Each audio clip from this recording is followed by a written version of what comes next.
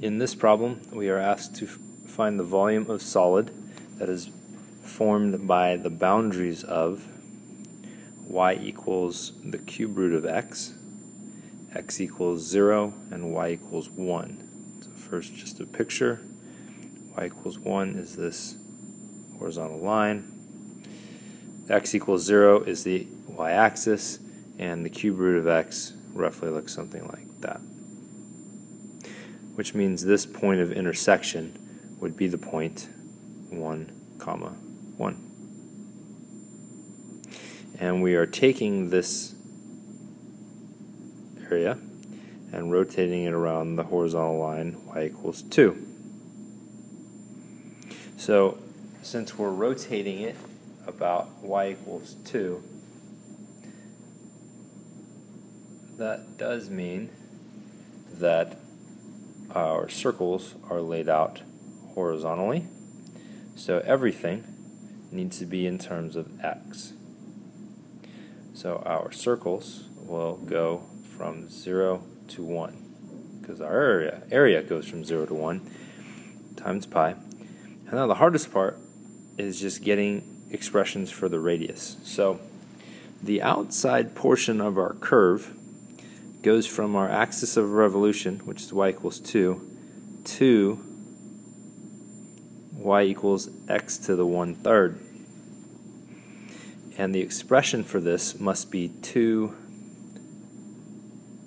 minus x to the 1/3, because x to the 1/3 itself would be, say, this portion down here, and we need to subtract that out from 2. And we can't forget to square it because it's a radius, and so that will give us the area of the entire portion. But we need to subtract something out. We need to subtract out, we'll say, this portion here. And this portion here is represented by 2 minus 1 squared. Or we could just put 1 squared because we know its distance is 1. dx. And you can do this by hand, but I would encourage you to do this in terms of your calculator.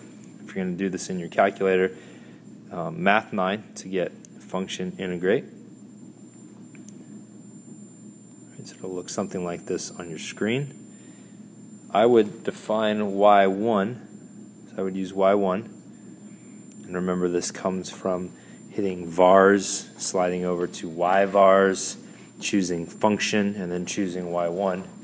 And in your calculator, type in for y1 exactly what the expression is. So 2 minus x to the 1/3 squared minus 1, comma x, and we're integrating from 0 to 1. So if you put this into your calculator and hit enter, when you are done, you will end up with pi divided by 2.